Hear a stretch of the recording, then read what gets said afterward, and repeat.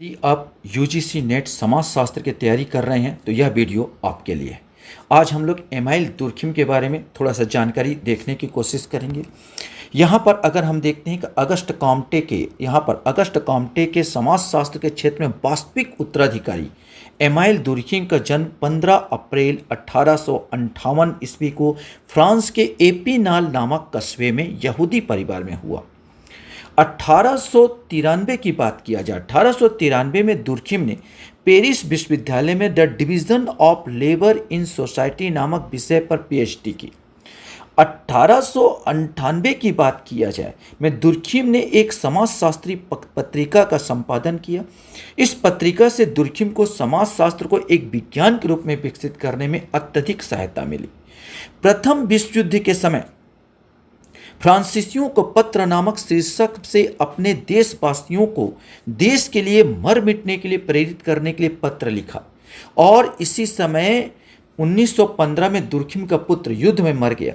पुत्र शोक से पीड़ित प्रोफेसर दुर्खिम 15 नवंबर 1917 को मृत्यु हो गई थी।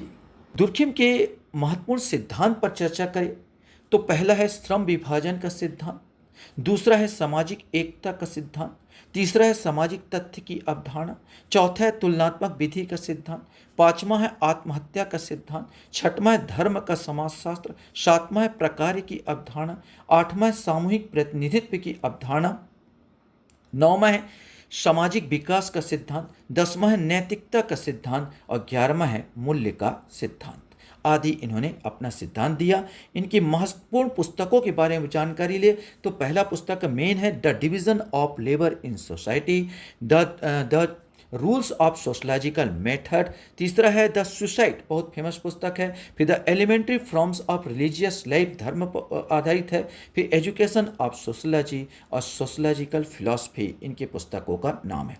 कुछ विशेष अगर देखें तो एमाइल दुर्खिम को विषय क्षेत्र समाजशास्त्र अर्थात ऑब्जेक्टिव सोशलॉजी का पिता कहा जाता है और दुर्खिम को शिक्षा का समाजशास्त्र, परिवार का समाजशास्त्र, कानून का समाजशास्त्र, राजनीति का समाजशास्त्र, धर्म का समाजशास्त्र, ज्ञान का समाजशास्त्र और सामाजिक व्याधिकी अर्थात सामाजिक रोग आदि को प्रारंभ करने का श्रेय भी जाता है।